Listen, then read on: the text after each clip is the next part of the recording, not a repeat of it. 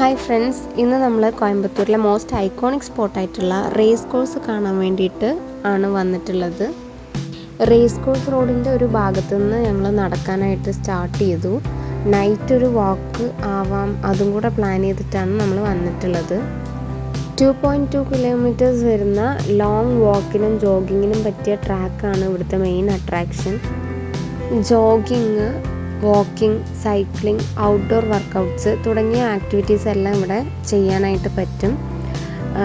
കോയമ്പത്തൂരിൻ്റെ ഹൃദയഭാഗത്തായിട്ടാണ് ഈ place locate ചെയ്തിട്ടുള്ളത്.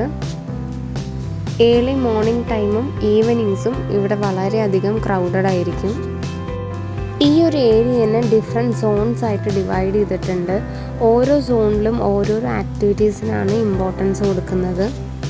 വാക്കിങ്ങിനും ജോഗിങ്ങിനും importance കൊടുക്കുന്ന track zone, fitness and outdoor activities ഉള്ള സോണ്, പിന്നെ കുറച്ച് ഗ്രീനറി, ഗാർഡൻസ് അങ്ങനെയുള്ള കാര്യങ്ങൾക്ക് ഇമ്പോർട്ടൻസ് കൊടുക്കുന്ന സോണ്, ഫുഡ് ആൻഡ് റിഫ്രഷ്മെൻറ്റിന് ഇമ്പോർട്ടൻസ് കൊടുക്കുന്ന ചെറിയ കഫേസും ജ്യൂസ് ബാർസും സ്ട്രീറ്റ് ഫുഡ് വെൻഡേഴ്സൊക്കെ ഉള്ള സ്പോട്ട്സ്, ചിൽഡ്രൻസിന് കളിക്കാനായിട്ട് പ്ലേ ഏരിയാസ് ഉള്ള സോണ്, നടക്കാൻ വരുന്നവർക്കും ജോഗിങ്ങിന് വരുന്നവർക്കും ടയേർഡ് ആവുമ്പോൾ ഇരിക്കാനായിട്ട് സൈഡിൽ ബെഞ്ചസ് ഉണ്ട്.